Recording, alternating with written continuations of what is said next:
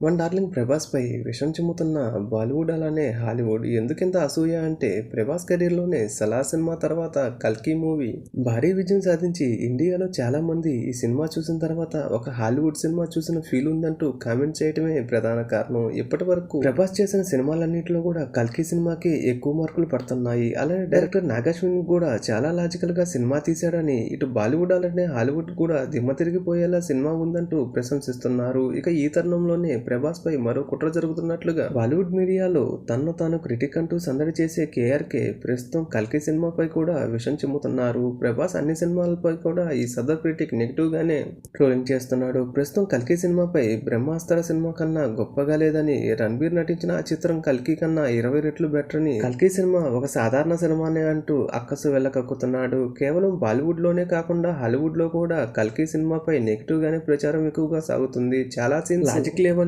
చెప్పుకొస్తున్నారు. మరి సాలిపురుగు కొడితే స్పైడర్ మ్యాన్ అయినప్పుడు మన ప్రభాస్ మాత్రం 'కల్కి' ఎందుకు అవ్వలేడు అనేది వారికి అర్థం కావట్లేదేమో. స్పైడర్ మ్యాన్, మార్వెల్ సిరీస్లకు ఎలాంటి లాజిక్లకు సంబంధం లేనప్పుడు ప్రభాస్ సినిమాలకు మాత్రం ఎందుకు ఇలా నెగిటివ్ గా చేస్తున్నారో వారికే తెలియాలి. ముఖ్యంగా చాలా ఏళ్లుగా హాలీవుడ్ వారికి వారి సినిమాలు గొప్ప అన్న ధీమా ఉండేది. కానీ ఇప్పుడు వారిని తలదన్నే రీతిలో మన తెలుగు సినిమాలు కూడా వస్తున్నాయి కాబట్టి ఓర్చుకోలేని గుణంతో ఇలా నెగిటివ్ గా మాట్లాడుతున్నారని అర్థమవుతుంది. ఎవరిన్ని చెత్త వ్యాఖ్యలు చేసినప్పటికీ కూడా కథలో దమ్ముంటే ఆ సినిమా సక్సెస్ ని ఎవరూ ఆపలేరన్నది మరోసారి మన ప్రభాస్ గారి విషయంలో 'కల్కి' సినిమా ద్వారా రుజువయింది.